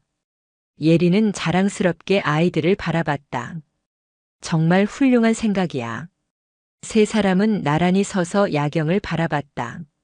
어딘가에서는 각성자가 처음으로 능력을 발견하고 두려워하고 있을 것이다. 어딘가에서는 각성자와 일반인이 함께 일하며 웃고 있을 것이다. 어딘가에서는 각성자 아이가 꿈을 꾸고 있을 것이다. 새로운 세계가 시작되었다. 그리고 그들은 그 세계의 개척자였다. 하지만 예리는 알고 있었다. 예술 귀족의 잔당이 아직 남아있다는 것을. 그들은 언제든 다시 나타날 것이다. 그때 예린의 특수 전화가 울렸다. 여보세요? 그림자 오랜만이야. 낯선 목소리였다. 하지만 왠지 익숙했다. 누구시죠? 넌 날 모르겠지만 난 널 잘 알아. 20년 전 평양에서. 예린의 얼굴이 굳어졌다. 설마. 맞아. 난 프로젝트 머리어네트의 또 다른 책임자였어. 그리고 이제. 목소리가 차가워졌다. 복수할 시간이야. 전화가 끊어졌다. 예린은 주먹을 꽉 쥐었다. 과거가 다시 그녀를 찾아온 것이다. 하지만 그녀는 두렵지 않았다. 이제 그녀에게는 지켜야 할 것이 더 많았고 함께 싸울 동료들이 있었다. 새로운 전쟁이 시작되려 하고 있었다. 전화가 끊어진 후 예린은 즉시 국정원에 연락했다. 하지만 돌아온 대답은 충격적이었다. 그 목소리의 주인을 찾았습니다. 리처드 김, 한국명 김리천. 전 CIA 동아시아 지부장이었고, 그리고 20년 전 공식적으로 사망 처리되었습니다. 평양 폭발 사고로. 예린은 기억을 더듬었다. 그날 밤 프로젝트 머리어네트 연구소를 폭파했을 때 분명히 모든 사람이 대피했다고 확인했었는데 가짜 죽음이었군요. 그런 것 같습니다. 그리고 더 큰 문제는 그가 지난 20년간 전 세계에서 각성자들을 모아왔다는 정보가 있습니다. 목적은 각성자 군대를 만들어 세계 질서를 재편하려는 것 같습니다. 예린은 한숨을 쉬었다. 끝이 없는 싸움이었다. 다음 날 아침 각성자 통합지원청. 예리는 긴급 간부 회의를 소집했다. 핵심 각성자들과 정부 관계자들이 모였다. 새로운 위협이 나타났습니다. 그들은 각성자를 무기로 사용하려 합니다. 회의실이 술렁였다. 우리는 그들과 달라야 합니다. 각성자의 힘은 파괴가 아닌 창조에 사용되어야 합니다. 한 각성자가 손을 들었다. 하지만 그들이 공격해오면 어떻게 하죠? 우리도 방어해야. 물론입니다. 그래서 특별 대응팀을 만들려고 합니다. 자원자를 모집할 겁니다. 그때 문이 열리고 수아와 준하가 들어왔다. 두 사람은 이제 목발 없이도 걸을 수 있었다. 독일 치료가 효과를 보고 있었다. 우리도 지원합니다. 수아가 말했다. 너희는 아직 어려. 엄마, 우리도 이제 18이야. 그리고 우리에겐 지켜야 할 것이 있어. 준하가 덧붙였다. 우리 같은 각성자 아이들을 지켜야 해. 더 이상 예술 귀족 같은 일이 반복되면 안 돼. 예리는 아이들의 단단한 눈빛을 보았다. 더 이상 보호받기만 하는 아이들이 아니었다. 알겠어. 하지만 훈련을 받아야 해. 당연하지. 일주일 후 제주도 각성자 훈련소. 수십 명의 자원자가 모였다. 모두 자신의 능력을 사회를 위해 사용하겠다고 나선 사람들이었다. 오늘부터 여러분은 KADF 한국 각성자 방위대의 일원입니다. 예린이 훈련생들 앞에 섰다. 우리의 목표는 단순합니다. 각성자와 일반인 모두를 지키는 것입니다. 훈련은 혹독했다. 능력 제어, 전술 훈련, 팀워크 등. 하지만 모두가 열정적으로 참여했다. 특히 수아와 준하는 놀라운 성장을 보였다. 쌍둥이의 시너지로 그들의 능력은 배가 되었다. 수아의 충격파와 준하의 냉기를 합치면 두 사람이 손을 맞잡고 능력을 발동했다. 충격파에 실린 냉기가 퍼져나가며 거대한 얼음벽을 만들었다. 대단해. 다른 훈련생들이 감탄했다. 하지만 평화로운 시간은 오래가지 않았다. 어느 날 밤 예린의 특수 전화가 다시 울렸다. 그림자, 준비는 됐나? 김리천이었다. 뭘 원하는 거죠? 간단해. 내가 20년 전 파괴한 내 꿈을 되찾는 거야. 각성자를 무기로 만드는 꿈? 아니, 새로운 인류를 만드는 꿈이야. 각성자가 지배하는 세상. 그건 또 다른 차별일 뿐이에요.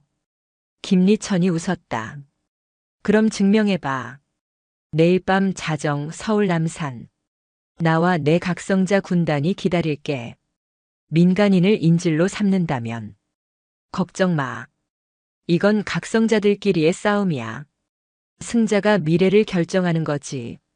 전화가 끊어졌다. 예리는 즉시 비상 소집을 했다. KADF 전원과 정부 관계자들이 모였다. 내일 결전입니다. 그들을 막지 못하면 각성자에 대한 공포가 확산되고 우리가 쌓아온 모든 게 무너질 거예요. 박 수사관이 걱정스럽게 말했다. 군대를 동원하면 안 됩니다. 각성자 대 일반인의 전쟁으로 비춰질 거예요. 이건 우리가 해결해야 합니다. 수아가 일어섰다. 엄마 말이 맞아요. 이건 우리의 싸움이에요. 다른 각성자들도 고개를 끄덕였다. 우리가 스스로를 지킬 수 있다는 걸 보여줘야 해요. 일반인들과 함께 살 자격이 있다는 것도요. 예리는 자원자들을 바라봤다. 두려움보다는 결의가 가득한 얼굴들이었다. 좋습니다. 하지만 명심하세요. 우리의 목표는 제압이지 살상이 아닙니다. D-Day 오후 11시. 남산 일대는 이미 경찰에 의해 통제되고 있었다. 민간인들은 모두 대피했다. 예린과 KADF 대원들이 도착했을 때 맞은편에는 이미 김리천의 군단이 자리 잡고 있었다. 50명 정도네요. 정찰 능력을 가진 대원이 보고했다. 모두 강력한 각성자들입니다. 특히 저 중앙에 김리천이 앞으로 나왔다. 50대 후반으로 보이는 그는 여전히 강인해 보였다. 그림자. 다시 만나니 감회가 새롭군. 김리천. 20년 전 내가 내 연구소를 파괴했을 때 난 간신히 살아남았어. 하지만 오히려 감사해야겠지. 덕분에 더 큰 꿈을 꿀 수 있었으니까. 김리천이 손을 들자 그의 부하들이 능력을 발동시켰다. 불꽃, 번개, 바람 등 다양한 현상이 나타났다. 보여줄게. 진정한 각성자의 힘을. 예린도 신호를 보냈다. KADF 대원들이 방어 태세를 갖췄다. 우리는 파괴가 아닌 보호를 위해 싸운다. 자정. 전투가 시작되었다. 하늘에서는 번개가 치고 땅에서는 불꽃이 솟구쳤다. 각성자들의 능력이 부딪히며 장관을 이뤘다. 산만 조심해. 민간 시설 피해는 최소화. 예린이 지시하며 최전선에서 싸웠다. 비록 각성자는 아니었지만 그녀의 전투 기술은 여전히 최고였다. 수아와 준하도 놀라운 활약을 보였다.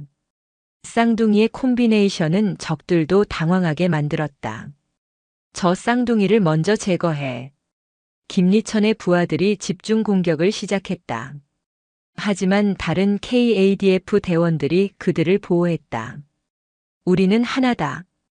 팀워크의 힘이 빛을 발했다. 개인의 능력은 김리천 군단이 강했지만 협동심은 KADF가 앞섰다. 전투가 한창일 때 김리천이 직접 나섰다. 실망이군, 그림자. 이 정도 실력으로 날 막을 수 있다고 생각했나? 그의 능력은 중력 조작이었다. 주변의 모든 것이 짓눌리기 시작했다. KADF 대원들이 무릎을 꿇었다. 압도적인 힘이었다. 이것이 진정한 힘이다. 약자는 강자에게 복종해야. 그때 수아가 소리쳤다. 틀렸어요. 뭐? 힘이 세다고 지배할 권리는 없어요. 우리 모두는 평등해요. 수아와 준하가 손을 맞잡았다. 그들의 능력이 합쳐지며 중력장을 밀어냈다. 불가능해. 김리천이 놀랐다. 하지만 쌍둥이는 멈추지 않았다. 우리가 배운 건 힘이 아니에요. 준하가 말했다. 사랑이에요. 서로를 아끼고 지키는 마음이에요. 그 순간 놀라운 일이 벌어졌다. KADF 대원들이 하나둘씩 일어났다. 그들도 서로 손을 잡기 시작했다. 맞아. 우리는 혼자가 아니야. 함께라면 이길 수 있어. 수십 명의 각성자가 하나로 연결되었다. 그들의 능력이 공명하며 거대한 빛을 만들어냈다. 이건. 김리천이 뒤로 물러났다. 예린이 앞으로 나섰다. 이것이 우리의 답입니다. 지배가 아닌 공존, 차별이 아닌 화합. 빛은 점점 커져 남산 전체를 감쌌다. 따뜻하고 평화로운 에너지였다. 김리천의 부하들 중 일부가 무기를 내려놓기 시작했다. 이런 느낌은 처음이야. 따뜻해. 우리가 틀렸나? 김리천이 소리쳤다. 속지 마라. 이건 단순한 감정일 뿐이다. 하지만 그의 목소리에는 더 이상 힘이 없었다. 그때 하늘에서 목소리가 들려왔다. 드론을 통한 방송이었다. 국민 여러분, 지금 남산에서는 각성자들이 우리 모두를 위해 싸우고 있습니다. 대통령의 목소리였다. 그들은 자신의 힘을 파괴가 아닌 보호에 사용하고 있습니다. 이것이 우리가 꿈꾸는 미래입니다. 이어서 일반 시민들의 목소리가 들렸다. 각성자 여러분, 감사합니다. 우리는 여러분을 믿어요. 함께 살아가요. 수천 명의 응원 메시지가 남산을 가득 채웠다. 김리천이 무릎을 꿇었다. 이럴 수가. 내가 틀렸단 말인가. 예린이 그에게 손을 내밀었다. 늦지 않았어요. 함께 새로운 세상을 만들어요. 김리천은 한참을 망설이다가 그 손을 잡았다. 미안하다. 내가 너무 오랫동안 증오에 갇혀 있었구나. 전투는 끝났다. 아니, 새로운 시작이었다. 6개월 후 각성자 통합지원청 대강당. 제1회 각성자의 날 기념식이 열리고 있었다. 오늘은 역사적인 날입니다. 예린이 연단에 섰다. 각성자와 일반인이 하나 되는 날입니다. 객석에는 수많은 사람들이 앉아 있었다.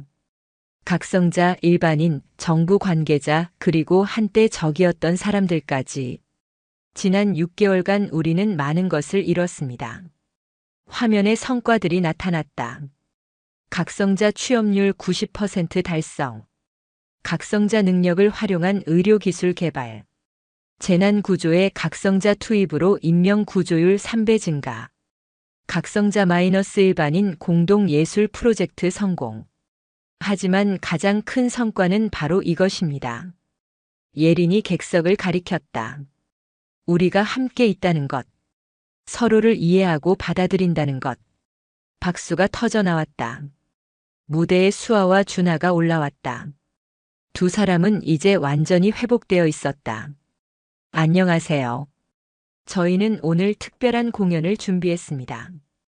수아가 말했다. 각성자와 일반인이 함께 만든 퍼포먼스입니다. 음악이 시작되었다. 무대 위로 수십 명의 공연자가 올라왔다.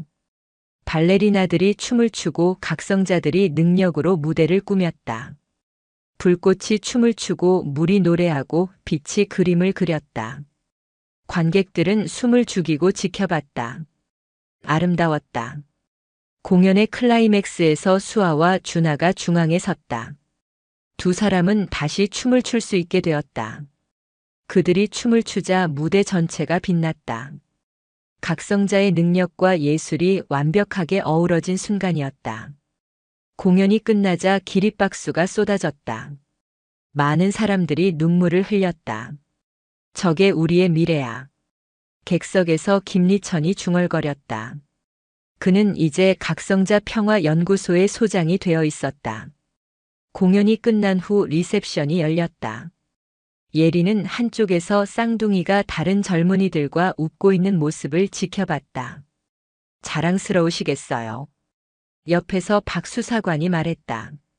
그도 이제는 각성자 보호국의 국장이 되어 있었다. 네. 정말 잘 자라줬어요. 앞으로도 험난한 일이 많겠지만 괜찮아요. 이제는 혼자가 아니니까요. 그때 수아와 준하가 다가왔다. 엄마, 우리 좋은 소식이 있어. 뭔데? 우리가 각성자 예술학교 설립 허가를 받았어. 준하가 서류를 보여줬다. 드디어 우리의 꿈이 이루어지는 거야. 각성자 아이들도 마음껏 예술을 할 수 있는 학교. 예리는 아이들을 꼭 안았다. 정말 자랑스러워. 10년 후. 김수아 마이너스 김준하 각성자 예술학교는 세계적인 명문이 되어 있었다. 전 세계에서 각성자 아이들이 유학을 왔다. 여러분 환영합니다. 학장이 된 수아가 신입생들을 맞이했다. 여기서는 여러분의 능력이 약점이 아니라 강점이 될 거예요. 강당에는 다양한 능력을 가진 아이들이 모여 있었다. 그들의 눈은 희망으로 빛났다. 한편 교장실에서 준하는 서류를 검토하고 있었다. 이번에도 장학생이 많네. 응. 예술 귀족 피해자 후원 재단에서 계속 지원해주고 있어. 놀랍게도 그 재단의 이사장은 출소 후 새 삶을 사는 장민석이었다. 그는 진심으로 참회하고 속죄의 삶을 살고 있었다. 학교 정원에는 동상이 하나 서 있었다. 칼을 내려놓고 손을 내미는 여인. 그리고 그 손을 잡으려는 두 아이의 모습이었다. 동상 아래에는 이런 문구가 새겨져 있었다. 어둠을 빛으로 바꾼 어머니, 상처를 희망으로 바꾼 아이들, 그리고 함께 새로운 세상을 연 모든 용기 있는 영혼들에게. 예리는 이제 70이 되어 있었다. 하지만 여전히 건강했고 각성자 원로 위원회의 의장으로 활동하고 있었다. 어느 봄날 그녀는 학교 옥상에서 도시를 바라보고 있었다. 서울은 많이 변했다. 각성자와 일반인이 함께 일하고 함께 살아가는 도시가 되었다. 할머니, 뒤에서 목소리가 들렸다. 수아의 딸이었다. 10살의 그 아이도 각성자였다. 우리 엄마가 어렸을 때 정말 다리를 다쳤어요? 그래. 아주 심하게 다쳤지. 그런데 어떻게 다시 춤을 출 수 있었어요? 예린이 손녀를 안으며 말했다. 포기하지 않았거든. 그리고 사랑하는 사람들이 있었고. 나도 엄마처럼 될 수 있을까요? 물론이지. 너는 더 멋진 사람이 될 거야. 손녀가 뛰어가고 예린은 다시 도시를 바라봤다. 북파공작원에서 시작해 각성자의 수호자가 되기까지 긴 여정이었다. 하지만 후회는 없었다. 모든 고통과 싸움이 이 평화를 만들었으니까. 저 멀리 남산이 보였다. 한때 전투가 벌어졌던 곳은 이제 각성자 평화공원이 되어 있었다. 그곳에서는 매년 화합축제가 열렸다. 각성자와 일반인이 함께 어울리는 축제. 우리가 해냈구나. 예린은 미소 지었다. 어딘가에서는 각성자 의사가 불치병을 치료하고 있을 것이다. 어딘가에서는 각성자 소방관이 생명을 구하고 있을 것이다. 어딘가에서는 각성자 예술가가 새로운 아름다움을 창조하고 있을 것이다. 그리고 어딘가에서는 각성자 아이가 일반인 친구와 함께 뛰어놀고 있을 것이다. 차별 없는 세상. 함께하는 세상. 그것이 그들이 만든 기적이었다. 예린은 하늘을 올려다봤다. 구름 사이로 햇빛이 비치고 있었다. 감사합니다. 누구에게 하는 말인지는 그녀도 몰랐다. 하지만 감사한 마음이 가득했다. 그때 휴대폰이 울렸다. 할머니, 저녁 먹으러 오세요. 준하의 목소리였다. 오늘은 가족 모임이 있는 날이었다. 그래, 간다. 예린은 경쾌한 발걸음으로 계단을 내려갔다. 그녀의 이야기는 끝났지만 새로운 이야기들이 계속 시작되고 있었다. 그리고 그것이야말로 진정한 희망이었다. 여러분, 긴 이야기를 끝까지 들어주셔서 정말 감사합니다. 북파공작원 출신 어머니와 쌍둥이 남매의 이야기. 그들이 겪은 고통과 극복, 그리고 새로운 세상을 만들어가는 여정을 함께 해주셨습니다. 이 이야기가 단순한 복수극이나 능력자 이야기로 들리셨나요? 아닙니다. 이것은 우리 모두의 이야기입니다. 우리는 모두 상처를 가지고 있습니다. 누군가는 학교에서, 누군가는 직장에서, 누군가는 가정에서. 하지만 중요한 것은 그 상처를 어떻게 극복하느냐입니다. 증오와 복수로 갚을 것인가, 아니면 용서와 사랑으로 치유할 것인가. 예린은 보여주었습니다. 가장 깊은 어둠 속에서도 빛을 찾을 수 있다는 것을 수아와 준하는 증명했습니다. 가장 큰 절망 속에서도 희망을 품을 수 있다는 것을. 그리고 그들은 함께 만들었습니다. 차별 없는 세상, 서로를 이해하는 세상을. 물론 현실은 다릅니다. 우리에게는 초능력이 없고 극적인 반전도 없을지 모릅니다. 하지만 우리에게도 특별한 능력이 있습니다. 사랑할 수 있는 능력, 용서할 수 있는 능력, 함께할 수 있는 능력. 그것이야말로 가장 위대한 초능력이 아닐까요? 여러분도 상처받은 적이 있으신가요? 차별받은 적이 있으신가요? 절망한 적이 있으신가요? 괜찮습니다. 그것이 끝이 아니니까요. 예린처럼, 수아와 준하처럼 여러분도 다시 일어설 수 있습니다. 그리고 더 나은 사람이 될 수 있습니다. 더 나은 세상을 만들 수 있습니다. 혼자서는 어렵겠지만 함께라면 가능합니다. 이 이야기를 들으신 분 중에 학교 폭력 피해자가 계신가요? 포기하지 마세요. 당신은 소중한 사람입니다. 가해자였던 분이 계신가요? 늦지 않았습니다. 진심으로 반성하고 새롭게 시작하세요. 부모님들이 계신가요? 아이들을 믿어주세요. 그들은 우리보다 더 나은 세상을 만들 수 있습니다. 그리고 무엇보다 서로를 이해해 주세요. 우리는 모두 다르지만 그래서 아름답습니다. 각성자와 일반인이 함께 사는 세상. 그것은 판타지가 아닙니다. 장애인과 비장애인이 함께 사는 세상. 부자와 가난한 사람이 함께 사는 세상. 다른 피부색, 다른 문화를 가진 사람들이 함께 사는 세상. 그것이 우리가 만들어가야 할 진짜 기적입니다. 오늘도 어딘가에서 상처받은 사람이 있을 것입니다. 하지만 또 어딘가에서는 그 상처를 치유하는 사람이 있을 것입니다. 그것이 희망입니다. 그것이 우리의 미래입니다. 자, 이제 이야기를 마칩니다. 하지만 여러분의 이야기는 계속됩니다. 어떤 이야기를 쓰실 건가요? 증오의 이야기, 사랑의 이야기, 절망의 이야기, 희망의 이야기. 선택은 여러분의 것입니다. 하지만 기억하세요. 당신은 특별합니다. 당신은 소중합니다. 당신은 혼자가 아닙니다. 감사합니다. 그리고 항상 응원합니다. 여러분의 새로운 시작을 위하여. 사랑합니다.